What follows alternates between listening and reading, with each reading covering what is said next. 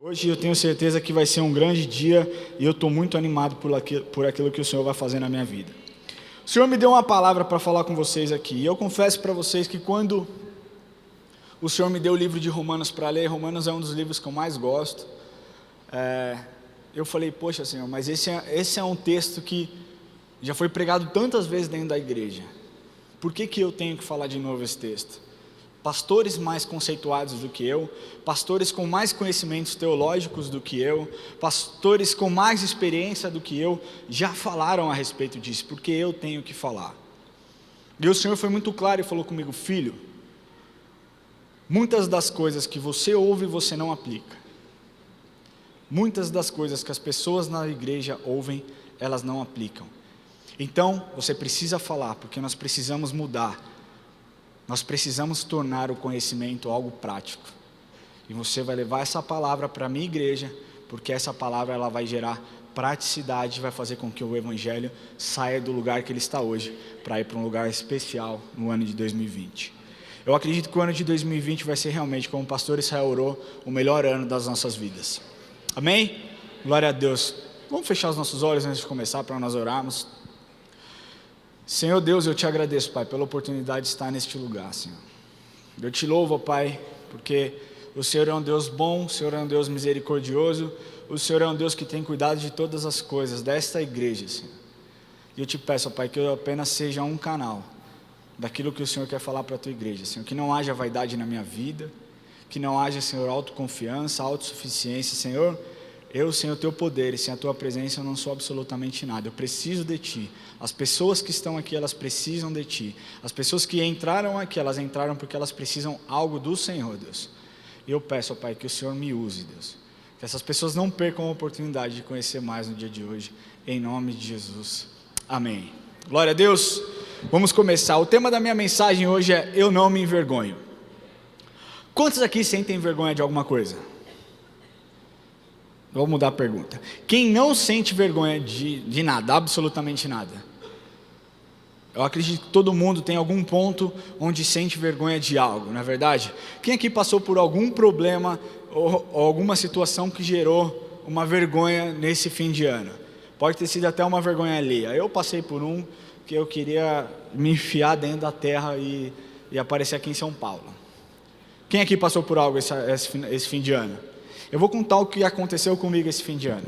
Nós estávamos em Ibaté, São Carlos. Interior, não tem muita coisa que fazer ali em Ibaté, em São Carlos, né? E então o tio da Érica falou, olha, a cidade lá, a pracinha central, está bem iluminada, está bem bonito, vamos lá assistir, vamos lá ver. E nós fomos ver. E o John, meu filho pequenininho, ele é muito ogro, gente. Ele não sabe brincar. Ele já fez o Enzo sangrar umas 4 vezes.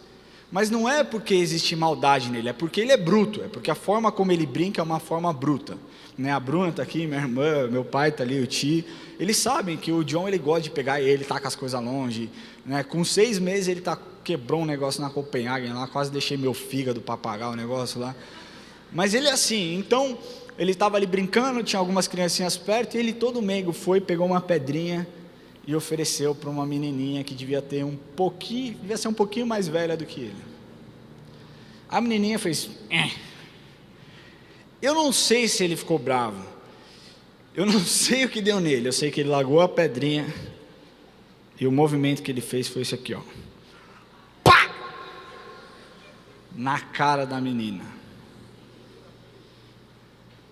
Na hora eu falei, já quase levantei com a guarda, né, aqui, porque eu falei, o pai dela vai vir para cima de mim, vai querer pegar, mas eu falei, me perdoa, eu fiquei vermelho, a Érica não sabia onde colocar a cara, me perdoa, a minha vontade era pegar ele, levar ele para dentro do carro, dar umas palmadas nele e falar, não é para fazer isso, não pode bater nas crianças e tudo mais, mas aquele sentimento de vergonha me tirou do sério e me tirou de um lugar onde eu não deveria sair por conta de uma situação como essa. O pai falou, imagina, é criança, mas eu me senti envergonhado. A vergonha, ela está no nosso meio, desde os tempos de Adão e Eva, né? Quando Adão e Eva pecam, a vergonha entra no mundo. E aqui eu quero mostrar para vocês que a vergonha não foi algo que Deus criou. Então, Adão e Eva estão no Éden, comem da fruta proibida, e de repente eles se olham nus. Então se escondem, preparam folhas para cobrir o seu corpo, se cobrem e se escondem da presença de Deus. E quando Deus chega, Deus pergunta: Adão, Eva, cadê vocês? E eles respondem: estamos aqui escondidos, Senhor, porque estamos nus. Sentimos vergonha e estamos nus. Ali a vergonha entrou, e isso mostra claramente que a vergonha não era o propósito de Deus. Porque quando a vergonha entra, ela te oprime, ela muitas vezes te deixa em situação desconfortável, ela muitas vezes não permite com que você faça aquilo que você deveria fazer. Não é verdade? Todo mundo passa por processos de vergonha ao longo da vida. Eu tenho uma foto do Enzo aqui, ó. Põe aquela primeira foto para mim. Olha que lindinho, meu filho. O Enzo é esse aqui, ó. Esse aqui foi dezembro de 2017. O Enzo ia fazer uma apresentação de Natal na Victory, na escola onde ele estudava nos Estados Unidos, e ele estava super animado, ele estava super feliz. Ele se preparou durante meses junto com a Érica, aprendeu as músicas, porque lá canta junto com sinais, e aprendeu a fazer os sinais de Libras, e tudo mais, e ele estava pronto. Quando chegou no dia, ele se viu diante de muitas pessoas, ele travou. Ele travou de uma tal forma que a apresentação inteira dele, da primeira à última música, foi desse jeito aqui, ó.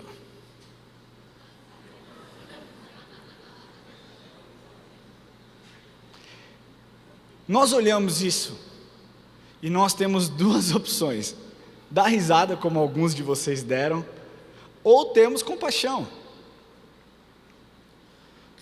No meu caso, como pai, eu dei risada, lógico, porque é engraçado, né? Olha meu filho, imagina todas as crianças aqui, ó. As crianças aqui, e ele estava vestido de anjo. Imagina um anjo assim, desse jeito, gente. Ele ficou 25 minutos de apresentação dessa forma.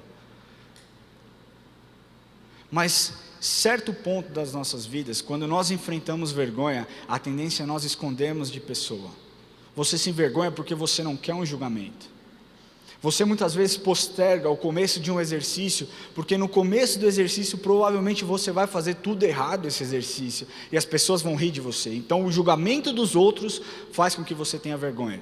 Você muitas vezes não se veste da forma correta, ou da forma como você deveria se vestir, porque você tem vergonha de como as pessoas vão olhar. Você tem vergonha de suar em público, você tem vergonha de falar em público, você tem vergonha de inúmeras coisas. Em 2017 a Datafolha fez uma pesquisa onde mostrou, em 2007, na época do impeachment da Dilma, ele mostrou que 37% dos brasileiros sentiam vergonha de ser brasileiro. Como que alguém que nasce no Brasil tem vergonha de ser brasileiro? Se você sente vergonha de ser brasileiro, coloque o seu joelho no chão, cara. Porque se Deus fez com que você nascesse no Brasil, é porque o seu propósito é aqui no Brasil. A não ser que Ele te fale claramente que você deva ir para um outro país. Mas é isso que a vergonha faz. A vergonha te tira de lugares onde você deveria estar. A vergonha, ela te coloca em posições de solidão, onde você não quer se relacionar com ninguém. A vergonha, ela faz com que você não se abra com pessoas por conta do seu passado, porque você cometeu um erro lá atrás, você não confia mais em ninguém, e você tem vergonha de expor aquilo que você já viveu. E mais alarmante do que isso, tudo isso aqui faz parte, nós sentimos vergonha. Mas o que mais assusta é cristãos que têm vergonha do Evangelho. E hoje o que nós enfrentamos muito são pessoas que não se posicionam como deveriam se posicionar.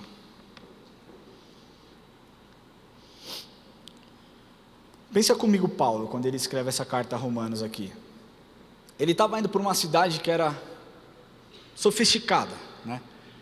Roma e Atenas, na Grécia, eram cidades sofisticadas, onde quem era cristão naquela época já era conhecido como um louco, fanatismo religioso, as pessoas zombavam, e Paulo estava indo para lá.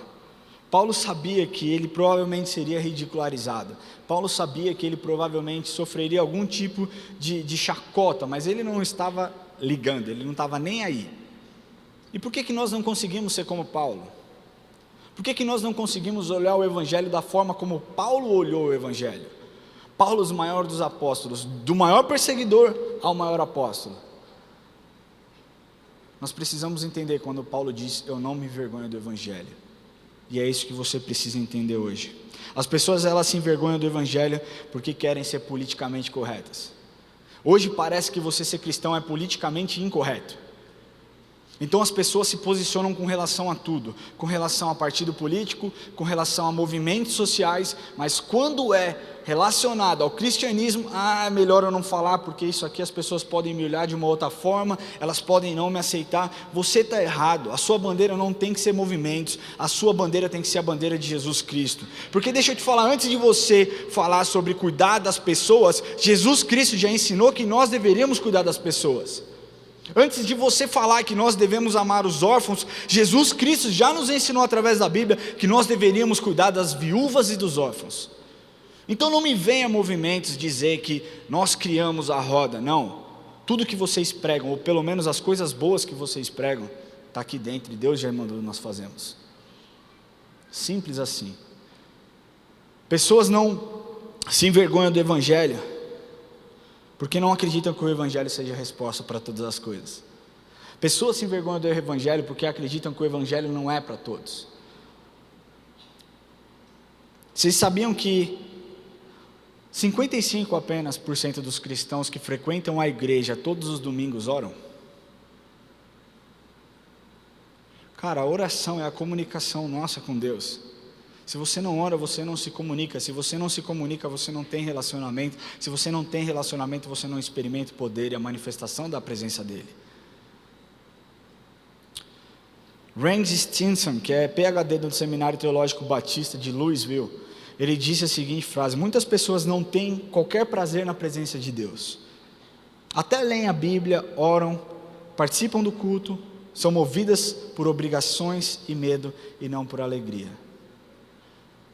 Eu estou aqui para trazer uma palavra de paz para você hoje, para dizer que você vai mudar. Se você tem medo de Deus, hoje você vai olhar Deus como alguém que te ama, como alguém poderoso para cuidar da sua vida e como alguém que quer o seu bem, em todas as áreas, amém? Glória a Deus. Paulo não se envergonhava do Evangelho.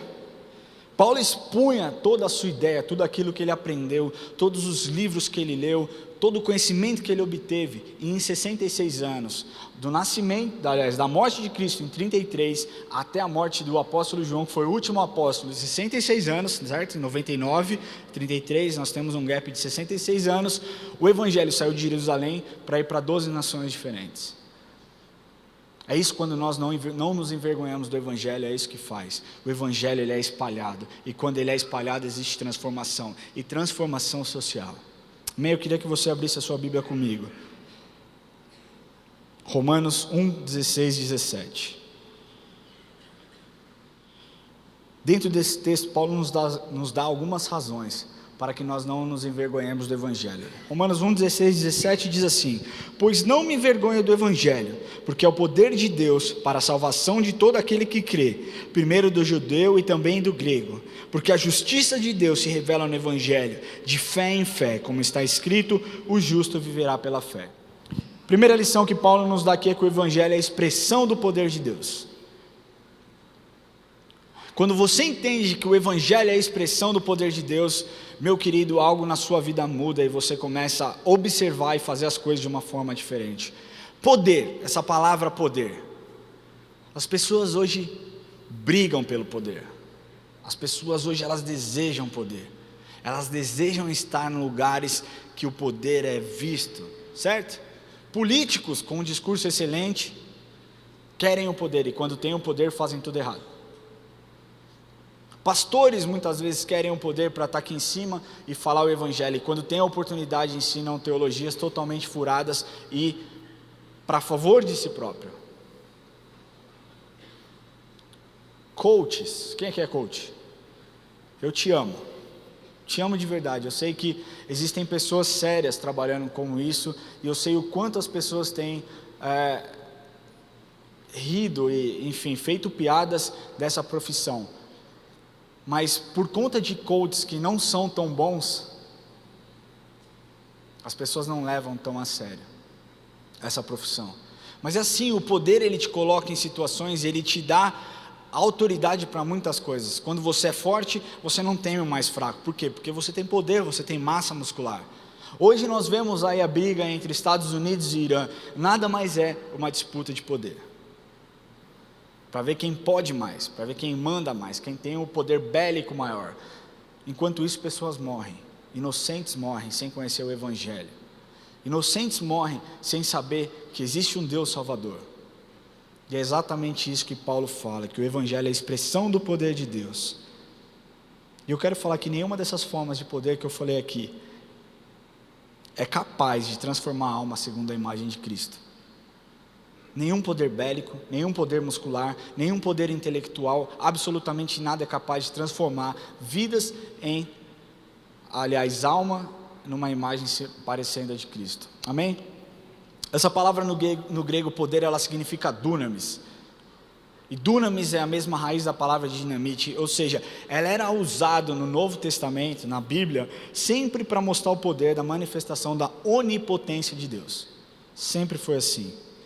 E lá ele diz, primeiro do judeu e também do grego. Paulo fala ali, cronologicamente, ele segue uma linha cronológica, então até o ponto que os judeus eles recusam, então tanto Paulo quanto os apóstolos abrem e começam a pregar para os gentios. Amém? O judeu queria sinais. Você quer mais lugares que existem sinais do que a Bíblia? O grego queria sabedoria. Você quer mais sabedoria do que existe aqui dentro? Aqui dentro, meu querido, se você seguir o que tem aqui dentro, a sua vida ela muda completamente, do dia para a noite. A expressão do poder de Deus, o Evangelho, a palavra de Deus, ela traz muito mais do que sinais, do que milagres, ela traz muito mais do que sabedoria, ela muda e ela traz salvação para a sua vida. Essa semana eu recebi um vídeo do Bible Matters, de uma entrevista do John Bevere com outro cara que eu esqueci o nome agora, mas eles fizeram um estudo nos Estados Unidos com dezenas de milhares de pessoas, e esse estudo ele mostrou que quando você lê a Bíblia uma vez por semana, absolutamente nada, não reflete absolutamente nada o seu estilo de vida, não muda os seus hábitos. Quando você lê a Bíblia 2 vezes por semana, o seu estilo de vida não muda, os seus hábitos não mudam, a sua comunhão com Deus não muda. Se você lê 3 vezes na semana, algo começa a mudar, mas quando você lê 4, eles contam que isso dá um pulo daqui para cá. E eu vou te dar alguns dados de pessoas que entendem e enxergam o poder de Deus através do Evangelho. Enxergam que o Evangelho é a expressão do poder de Deus. Pessoas que leem 4 vezes a Bíblia na semana, o sentimento com solidão cai 30%. Uau, muito, certo? Pessoas que leem a Bíblia 4 vezes na semana, o problema com raiva, com ira, cai 32%. Olha esse dado aqui, problemas de relacionamentos, divórcio, relacionamentos entre pai e filho, cai 40%. Problemas com alcoolismo, cai 57%. E esse aqui para mim foi o mais assustador, embora eu saiba que existe muito poder nisso aqui. Problemas com pornografia, o contato com a pornografia cai 61%. Por quê? Por que isso acontece? Porque existe poder na palavra de Deus, e quando você começa a ler a palavra de Deus todos os dias, os seus hábitos mudam, a sua forma de pensar muda, a sua rotina de estudo, de conversa com pessoas mudam, e coisas boas começam a acontecer. Se você está doente e você quer ter fé, comece a ler a respeito de fé. Comece a procurar versículos na Bíblia que falam a respeito de fé, que eu tenho certeza que você vai experimentar a manifestação do poder de Deus e ser curado. Amém? O mundo hoje está à procura de felicidade, de paz, de aceitação, Em todas as épocas do mundo, o ser humano busca a resposta. Em cada cultura diferente existe o clamor por uma aceitação, o clamor por uma resposta. Mas para todas as épocas, para todas as culturas, eu vou te mostrar o que basta é isso aqui. É o Evangelho de Deus, que é a expressão do poder dele. Amém?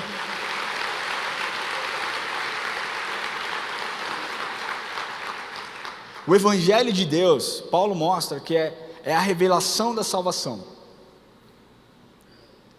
Visto que a justiça de Deus se revela no Evangelho, salvação para todas as áreas na sua vida, meu querido. Sabe, salvação para os seus problemas financeiros, salvação para os seus sentimentos e salvação para a sua vida. Salvar a sua vida.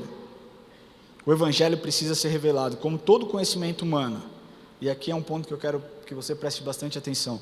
Sabe, com todo o conhecimento humano, com todo o avanço da tecnologia, da medicina, sabe, com todas as descobertas psicológicas, psiquiátricas, tudo, pessoas continuam não se sentindo amadas. Pessoas continuam com depressão. Pessoas continuam com pensamento suicida. Pessoas continuam cometendo suicídio todos os anos. Sabe por quê? Presta atenção no que eu vou falar agora, porque a informação não traz salvação. Você pode ser a pessoa mais intelectual do mundo. Se você não acreditar que existe um Salvador por você, meu querido, você nunca será salvo. A informação não gera salvação, a informação não gera transformação, porque se gerasse, nós não teríamos o tanto de pessoas doentes, nós não teríamos o tanto de pessoas com depressão, nós não teríamos 4 bilhões de pessoas que não se sentem amadas no mundo. Sabe o que gera transformação? É o amor de Cristo. E sabe onde você encontra o amor de Cristo? No Evangelho. Você não entendeu. O que gera transformação não é a informação, o que gera transformação é o amor de Cristo. E ele é encontrado no Evangelho, e você tem livre acesso a isso. Você tem livre acesso ao Evangelho. Você pode ler a Bíblia todos os dias e ver que Deus é um Deus de amor. Então não importa a situação que você viva, Ele é um Deus de amor. Essa é a essência dele. A palavra revelação significa tirar o véu. Você tirar o véu, você trazer à clara, você trazer à tona as coisas. É isso que significa. Mas para isso, ele precisa ser o centro da sua vida. Porque quando ele é o centro, as coisas mudam. As coisas mudam de figura, as coisas mudam de forma. Quando Paulo diz que não se envergonhava do Evangelho, ele queria dizer que ele era um instrumento para a manifestação da revelação do poder de Deus. É isso que Paulo quer dizer. Amém? Eu quero te falar que você é um instrumento de Deus para usar o Evangelho e transformar vidas. Como que eu faço isso? Muitas pessoas chegam para conversar comigo e falam assim: eu me sinto estagnado. Da mesma forma que existe nesse texto, o cara fala exatamente a mesma coisa que eu acredito que todos os pastores encontram. Eu acredito que no gabinete do pastor José Luiz, de todos os pastores é a mesma coisa.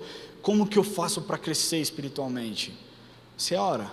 Ora às vezes. Eu oro pela comida. Você lê a Bíblia? Esporadicamente. Se você não lê a Bíblia, meu querido, não tem como você crescer espiritualmente. E dentro desse estudo do Bible Matters, eles mostram que quando você lê a Bíblia 4 vezes na semana, o seu potencial de compartilhar o Evangelho aumenta 200%. 200%. Sabe por que isso? Porque você aprende a confiar na palavra de Deus. Você aprende a confiar e saber que Deus é um Deus extremamente bom. Você aprende a confiar que tudo que está escrito aqui é verdadeiro. E se está escrito aqui que Ele é capaz de te curar, Ele é capaz de te curar. Se está escrito aqui que Ele é capaz de te restaurar, Ele é capaz de te restaurar. Se está escrito aqui que Ele é capaz de olhar o seu íntimo e transformar a sua vida, é porque Ele é capaz de olhar o seu íntimo e transformar a sua vida. É assim que Deus faz. É assim, é a forma como Deus age. O Evangelho é a revelação da salvação. E se você não compartilhar o Evangelho com as pessoas não podem ser salvas. Você entende a responsabilidade que você carrega? Porque o compartilhamento do Evangelho não diz respeito somente aos pastores. Você vive em um ambiente, você está em contato com pessoas que muitas vezes nós, pastores, não alcançamos. Você trabalha, você tem a sua empresa, você conversa com seus funcionários. É tempo do povo de Deus enxergar que existe poder no nome dEle. É tempo do povo de Deus enxergar que a revelação vem através da salvação. E mudar as coisas. Então comece a falar de Deus para quem você cruzar na rua. É fácil? Não é fácil. Recentemente eu tive 2 situações que me colocaram em, não vou falar em alerta, mas quando eu me deparei com essas situações, primeiro versículo que veio na minha mente foi isso. Eu e o Enzo, fomos parados em uma blitz. E o policial chegou, o Enzo assustou, né? O policial chegou, boa noite. Eu falei, boa noite, senhor. Para onde você está indo? Eu falei, estou indo para minha casa. Quem está com você? Eu abaixei o vidro, o Enzo, oi? O policial, tá bom, aí já, né? Baixa a arma, guarda a arma e tal. Falou, tem droga dentro do carro? Eu falei, não, nenhuma. Posso procurar? Eu falei, fica à vontade. Você estava onde? Aí, com aquele monte de pergunta que a gente já conhece, e pedi meus documentos e saiu. O Enzo, um pouco assustado, perguntou para mim, pai, o que está acontecendo? Eu expliquei, né? Porque assim, gente, existem policiais maus, mas eu creio que a grande maioria são pessoas do bem, pessoas bem intencionadas, que querem fazer o certo. Então eu expliquei para o Enzo, enaltecendo a profissão deles, falando, filho, essas pessoas são colocadas por Deus para nos proteger, são pessoas que olham por nós. E deixa eu te falar uma coisa, se você já viveu algum tipo de abuso por conta de autoridades, eu peço perdão, eu não tenho nada para defendê-los, mas da mesma forma, quando pessoas generalizam que todo pastor é picareta, me ofende, eu não gosto de generalizar nenhuma profissão. Eu não gosto de falar que político é tudo ladrão, eu não gosto de falar que policial é tudo sacana, eu não gosto de falar que jornalista é tudo tendencioso, você entende? Então eu prefiro olhar individual e prefiro acreditar que existe o bom dentro de cada um. Então eu contei para o Enzo e quando o policial voltou, Deus falou comigo, ora por ele. E a minha primeira coisa foi, Senhor, eu estou no meio de uma blitz. Se eu pedir para orar, ele vai me dar um tapa na minha orelha, sei lá o que ele vai fazer, vai mandar eu andar, eu não sei. O Senhor falou, você se envergonha ou não se envergonha do Evangelho? Isso eu já tinha começado a preparar essa mensagem. E eu falei, ok, vou orar. E ele chegou, eu falei, como é o seu nome? Perdão, Senhor? Sargento Dias. Um cara, gente, desse tamanho assim, ó, enorme. Eu falei, posso orar por você? Aí ele tirou o capzinho que ele usava na hora, por favor. E eu tive a oportunidade ali de orar por ele. E não somente abençoar a vida dele,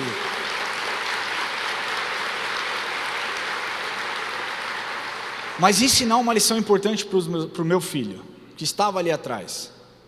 E ele falou, pai, por que nós oramos por ele? Eu falei, porque nós temos que orar por todo mundo. Ele falou, então se nós encontrarmos um homem morador de rua, nós temos que orar? Eu falei, não só orar, mas temos que prover alimento e o que ele precisar, filho. E é assim que eu tenho vivido.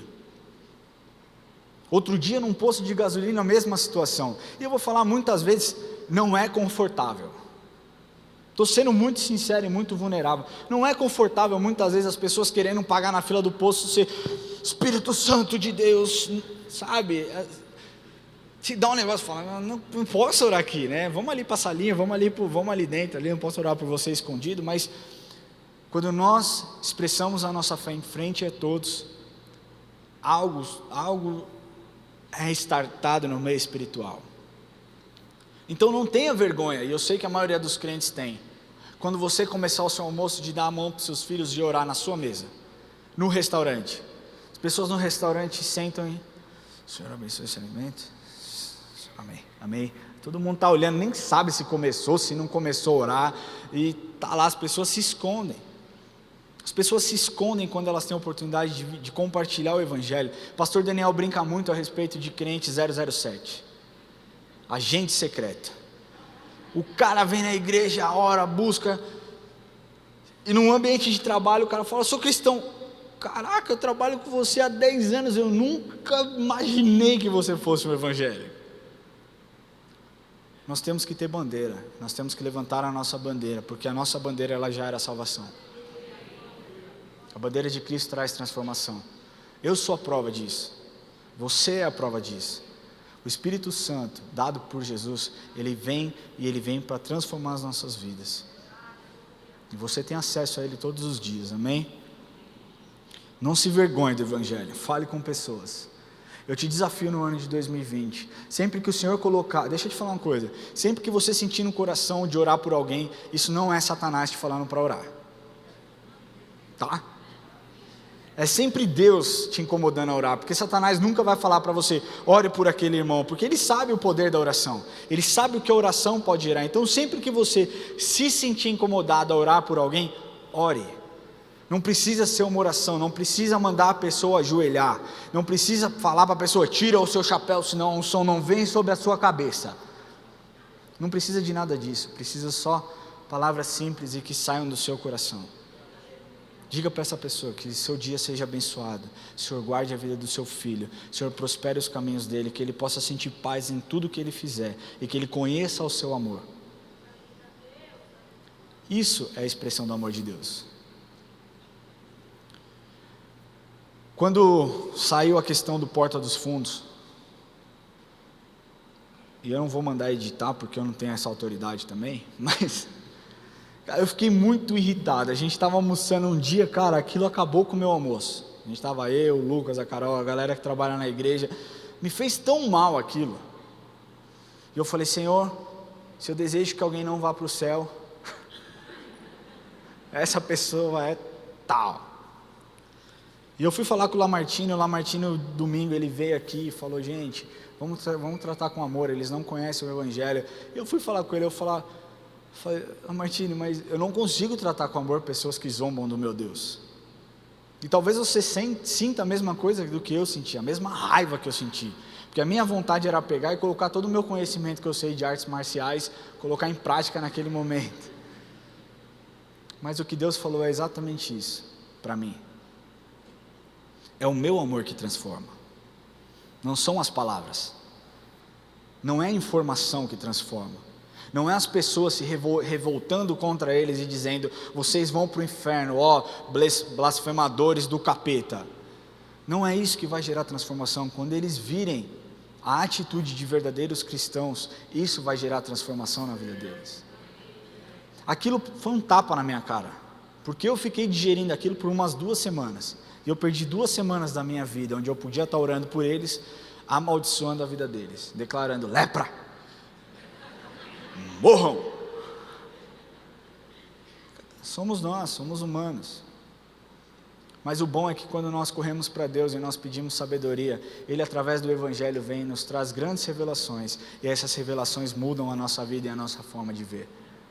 Então se você tem alguém no seu trabalho, que tira uma onda com a sua cara, não se levante contra essa pessoa, saiba que você não está lutando contra ela, saiba que existe um ambiente espiritual em volta disso, para que ela seja a voz de Satanás para te tirar do sério.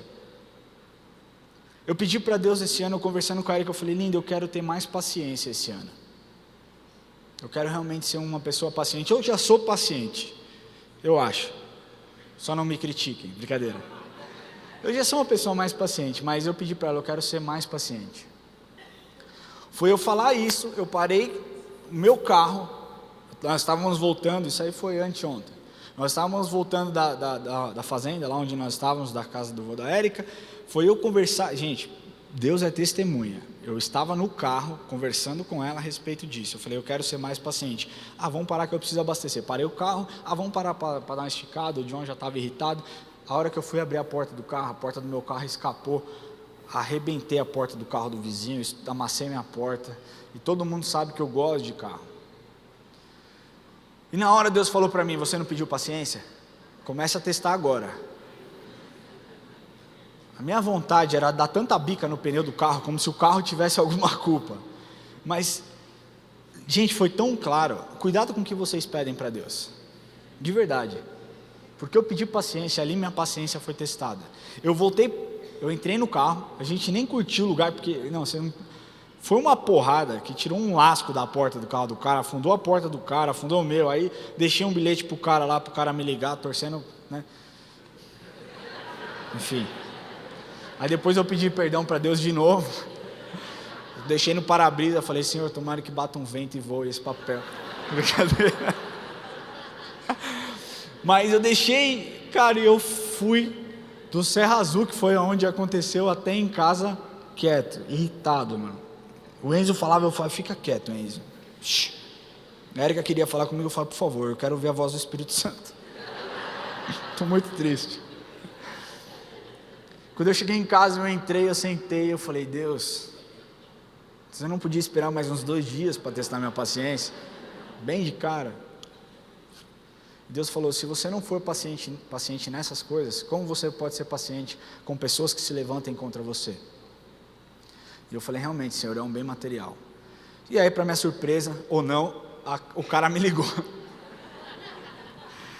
E a gente acertou tudo. Eu falei, cara, me perdoa, não fiz por querer, mas tá aí, vê o que vai ser, eu vou pagar. Aí o cara, não, fica tranquilo, se você não tiver condição. Eu quase falei, eu não tenho. Se você não tiver condição, deixa tudo bem. Eu falei, não, querido, eu estou fazendo com você o que eu gostaria que fizessem comigo. Porque tem um vizinho meu, abençoado seja esse vizinho, que ele bate, acho que todo dia, acho que ele deve acordar e falar, hoje eu vou bater 3 vezes a porta no carro do Ramon. E ele bate, aí depois ele vem com a maior cara de pau. Amassei a sua porta lá, pode arrumar que eu vou pagar. Falou uma vez para mim só. Amém, Deus abençoe a vida dele. Mas é isso, cuidado com o que você pede para Deus. Mas isso só aconteceu, gente, porque eu tenho uma base muito forte. Porque na vida de muitas pessoas talvez você pense, eu não vou deixar bilhete nenhum. Tudo bem, isso aqui eu acho que a gente nem deveria discutir isso aqui. Porque é honestidade, nós aprendemos, Deus nos ensinou a ser honesto, eu tive uma boa criação, uma boa educação, mas a questão é, o que está por trás disso? O que Deus quis me ensinar? Sabe? E aqui eu vou ter a oportunidade de falar para esse cara ainda do poder do Evangelho. Primeira coisa que ele falou comigo, bom dia, eu já lancei logo uma paz. Eu falei, porque se o cara for da Assembleia Pentecostal, ele vai se dar bem comigo. Eu já lancei a paz. Aí ele, querido, tal. Aí Deus abençoe, mas eu vou falar. Eu vou mostrar para esse cara que o poder do Evangelho, ele faz isso na vida de um crente. Ele faz as pessoas desonestas se tornarem honestas. Ele faz as pessoas não confiáveis se tornarem confiáveis. Porque o poder do Evangelho, ele gera transformação. O poder do Evangelho, ele gera salvação. E nós, no meu terceiro e último ponto, o Evangelho é a manifestação da graça. O que é graça? Favor imerecido. Simples assim. É você ter aquilo que você não merece. Existe uma grande diferença entre justiça, misericórdia e graça. Para deixar claro, justiça você tem o que você merece. Misericórdia você não tem o que você merece. Ou seja, você passou acima do limite de velocidade, você deveria ganhar uma multa, mas você não ganhou porque o seu guarda foi misericordioso com você. Justiça é você ter algo que você não merece, ou seja, é você ter a salvação, embora você não mereça. E deixa eu te falar, não é porque você é imperfeito, é porque nenhum de nós aqui, nessa igreja, nenhum pastor no mundo, o apóstolo Paulo não merecia, o apóstolo Pedro não merecia, absolutamente ninguém merece a salvação. E graças a Deus porque não é por merecimento. Graças a Deus porque não é por merecimento. Porque se fosse, meu querido, nós estaremos todos juntos, de mãos dadas, no inferno, clamando e gritando e gemendo. E é assim que vai ser para aqueles que não confessarem a Jesus como Salvador. Mas, o que é fé? Porque você é salvo pela graça, mediante a fé, certo? Todo mundo comigo na mesma página, amém? Amém. E o que é fé? Eu fui perguntar outro dia para o pastor Zé Luiz, querendo uma resposta. Falei, pastor, por favor, posso falar com você? Ele, pode. Eu falei, pastor, o que é fé? Ele, que é a melhor definição do que Hebreus 11:1? Eu falei, eu sei que está lá, mas... Ele falou, essa é a melhor definição. É o que está lá, não adianta nós ficarmos inventando coisas a respeito da fé. Fé é a certeza daquilo que não se vê. Fé é você acreditar em algo, fé é você esperar que algo aconteça, embora você não tenha certeza absoluta que vai acontecer. Você trabalha 30 dias no mês esperando que o quê? Que o seu salário chegue na sua conta no fim do mês. Isso é fé, você está trabalhando, acreditando que algo vai acontecer. E na vida espiritual é a mesma coisa. Fé é você crer que existe um Salvador. E existem evidências, meu querido. Não vê quem não quer. Sabe? São 66 livros na Bíblia, mais de 40 autores diferentes. Se você acha que existe contradição, me mostre. Me mostre, porque foram escritas foram escritas em épocas diferentes, por autores diferentes, livros dentro da Bíblia, escritas por 3 autores diferentes. Não existe contradição dentro do Evangelho, porque o nosso Deus não se contradiz. E quando você pensa que existe contradição, vai conversar com um pastor que conhece teologia. Ele vai te provar por A mais B, que é um complemento de algo que já foi dito, ou de algo que vai ser falado um pouco mais para frente. O Evangelho, ele gera transformação. Um autor desconhecido definiu fé como a autorização da alma aos cuidados de Cristo, uma decisão da alma que afeta seu próprio destino. A palavra fé é tão importante, porque a Bíblia diz, né? Nós temos passagens assim fantásticas. Se você pegar o livro de Hebreus, ele tem vários trechos a respeito de fé. Existe Tiago também que fala que sem fé, fé sem obras é morta. Outro lá, Hebreus, também diz que sem fé é impossível agradar a Deus. Nós precisamos ter fé para nos relacionarmos com Ele. Nós precisamos acreditar que Ele é, sim, o Salvador das nossas vidas, amém? A palavra fé é tão forte que ela aparece só no Novo Testamento 247 vezes. No livro de Romanos ela aparece 39 vezes. E nós aprendemos quando nós estudamos teologia que quando algo é muito repetido dentro de um livro, é porque algo precisa ser mostrado, o autor quer mostrar algo. E Paulo claramente aqui quer nos mostrar o que a fé ela pode gerar. Ela gera transformação. A fé gera transformação, porque você acredita na expressão do amor dele, você acredita na expressão do poder dele, você acredita na manifestação da salvação, e você começa a olhar a Deus com outros olhos, amém? Nós primeiro precisamos crer que Deus no seu infinito amor, nos deu seu Filho, nos libertou, e aqui no livro, se você pegar, porque a justiça de Deus, no versículo 17, né? Porque a justiça de Deus se revela no Evangelho de fé em fé, ou seja, é gradativo. Você começa crendo que Ele é o seu Salvador, você começa a viver intimidades com Ele, que o seu nível de fé vai aumentando, então você experimenta uma cura, então você experimenta uma libertação, então você experimenta uma restauração, é de fé em fé, é de fé em fé. A fé é como um músculo, nós temos muitas pessoas aqui, com um músculo abdominal bem grande, né? Por quê? Porque elas exercitam o músculo abdominal, ingerindo alimentos, ingerindo gorduras, ingerindo coisas ótimas, picanha.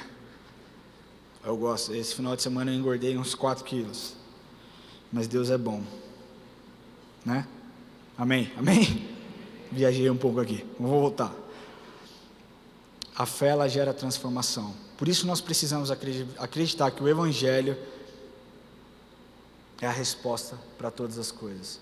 E você precisa entender que a resposta para o mundo, a resposta para o seu filho que está perdido nas drogas, a resposta para o seu marido que quer sair de casa, a resposta para a sua esposa que enlouqueceu, está no Evangelho, está dentro de você, porque nós carregamos o Evangelho dentro de nós, amém? O Evangelho é o poder para a salvação. Nós precisamos usar o Evangelho para mudar a cultura, gente. Nós precisamos usar o Evangelho para mudar a cultura, nós precisamos ter acesso a Deus, acesso ao que Ele é e não ao que Ele pode nos dar.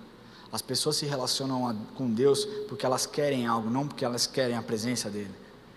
Então a sua meta para o ano de 2020, se relacione com Ele por quem Ele é e não pelo que Ele pode fazer na sua vida, amém? E eu concluo essa palavra dizendo que a vergonha ela sempre vem da parte de Satanás, ou da sua falta de fé. É sempre através de Satanás, ou pela sua falta de fé. Porque quando nós cometemos algum erro, e esse erro gera vergonha, o que acontece naturalmente, é Satanás começar a lançar na sua mente: olha, você fez isso, olha, é melhor você ficar recluso, olha, é melhor você nem ir para a igreja, porque senão você vai ser um hipócrita, olha, é melhor você nem olhar para o seu pastor. É isso que Satanás quer fazer.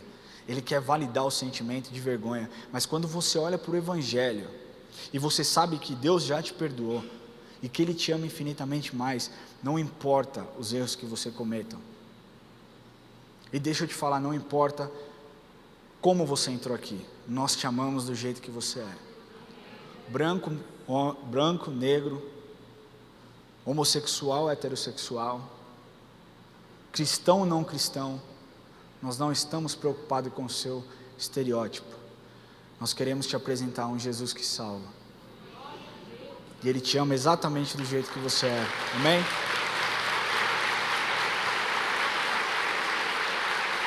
A coisa que eu mais peço quando eu subo para pregar para Deus é que a palavra ela gere transformação. É que pessoas sejam encontradas. De verdade, eu não tenho medo do julgamento. Eu não tenho medo que as pessoas podem falar ao meu respeito. Eu tenho medo da minha palavra ser uma palavra vazia e não gerar transformação. Isso eu tenho medo. Eu tenho medo de um dia Deus chegar para mim e falar: filho, lembra aquele domingo? Aquele domingo você não se consagrou e por isso vidas não se converteram. E eu tenho feito da minha vida, das oportunidades que eu tenho de pregar o Evangelho, como se fosse o último dia. A Érica sabe o quão tenso eu fico para subir aqui, o quão temor, o tanto de temor que eu tenho para estar falando diante de vocês. Não é medo, não é vergonha, é temor. É temor de não fazer a coisa do jeito que Deus quer que eu faça. E talvez você tenha esse temor, porque muitas vezes você se distancia de Deus porque você não se acha bom o suficiente, ou porque você vê tantos defeitos dentro de você, e os defeitos geram vergonha, e o medo de ser julgado pelos outros gera vergonha, e a vergonha te afasta da presença dEle, a vergonha te afasta do propósito dEle. Hoje é o primeiro domingo de 2020, e é o dia de você falar: Senhor, eu consagro o meu ano ao Senhor, mas antes de qualquer pedido, antes de uma bênção material, antes de uma bênção financeira, antes de pedir por um emprego novo, ou até mesmo por um emprego, eu quero estar mais próximo do Senhor. Eu quero conhecer a expressão do Teu poder através do Evangelho. Eu quero conhecer a revelação da salvação através do Evangelho. Eu quero conhecer a expressão da graça através do Evangelho. E eu quero estar mais íntimo e ser mais íntimo do Senhor.